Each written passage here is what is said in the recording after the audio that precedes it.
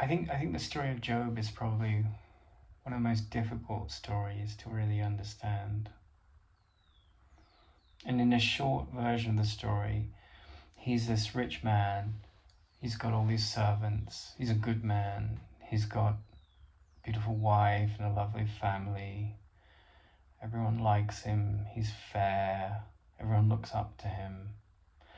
And then in the mythological story, the devil sort of goes to God and says, hey, let's test Job. And God says, well, why do I need to test him? He's a good man.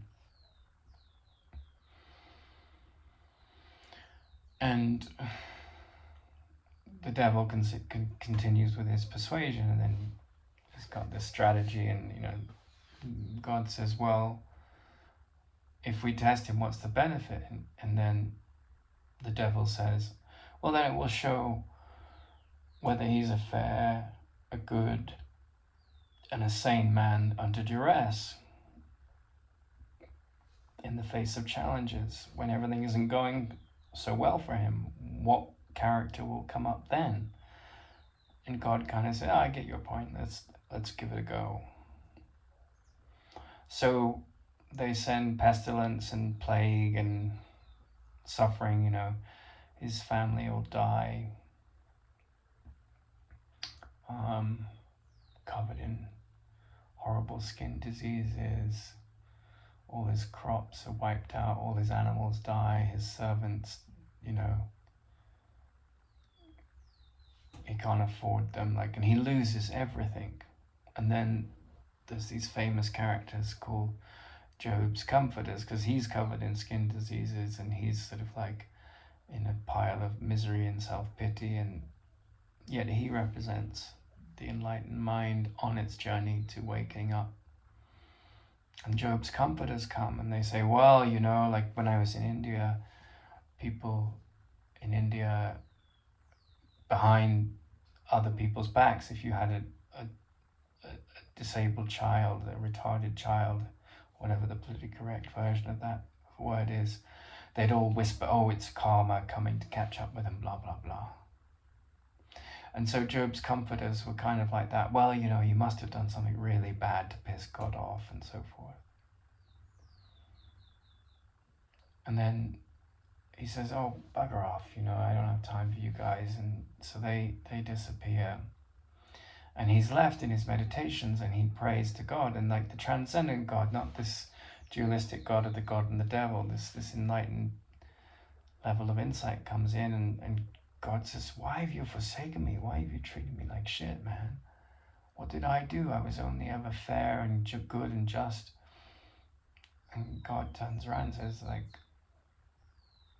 you're doing this to yourself.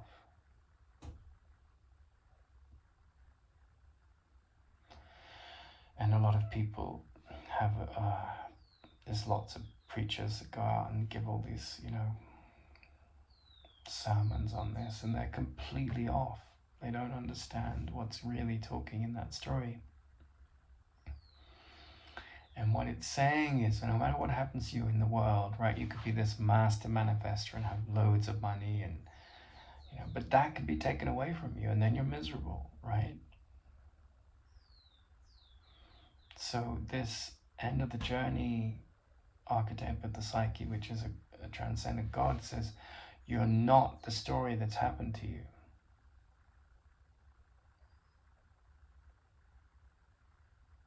You're not your gains and your losses. And this is a really profound, this is very advanced psychotherapy, because most psychotherapists, they're pandering to your victim stories, to your pains, and saying, oh, we can make it better. They can't. They can hold space, and you can heal yourself, and that could be helpful. But the only way to get to the end of the journey of Job in your mind is to drop all the false gods and idols and devils. Does that mean you come upon the real God? No, there is no real God. That's just a word. but it means you transcend the battleground of the ego's attack and defense thoughts. You stop victimizing and being a victim in your mind. And so your outer story, you do your best, but it doesn't define you. It defines you in the eyes of other people who are lost in the illusion.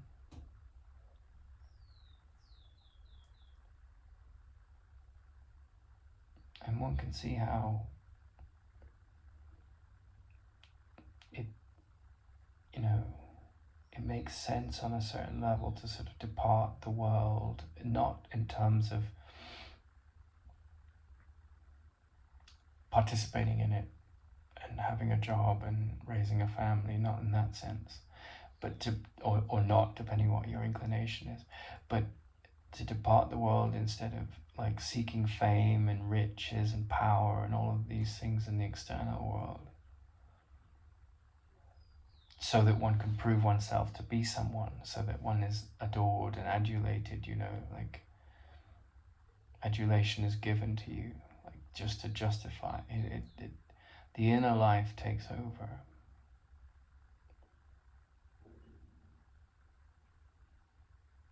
And I think everyone goes through Job's journey, one, rises to pinnacles of success or troughs of failure, and one gets jubilated or depressed depending on those experiences. But it tends to be that success can cement arrogance, and humility is lost with arrogance around, whereas failure tends to humiliate.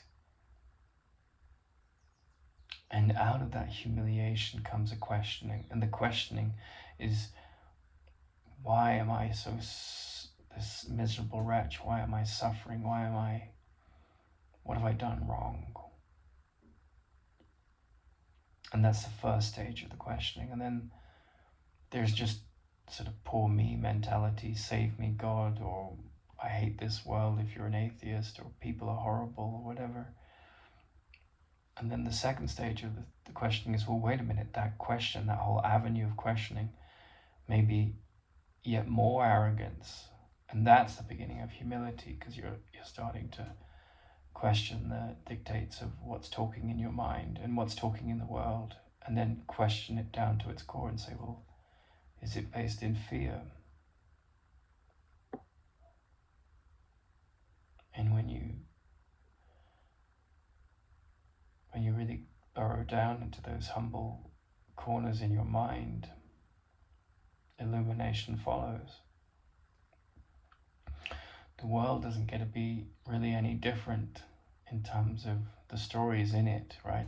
The news is the same. It's one war after another, one murder after another, one birth after another. Like, the world goes on as it is, with all the same masks of eternity, right? Sorrow, thief, kind grandmother, bitter old woman, bitter old man, bully in school.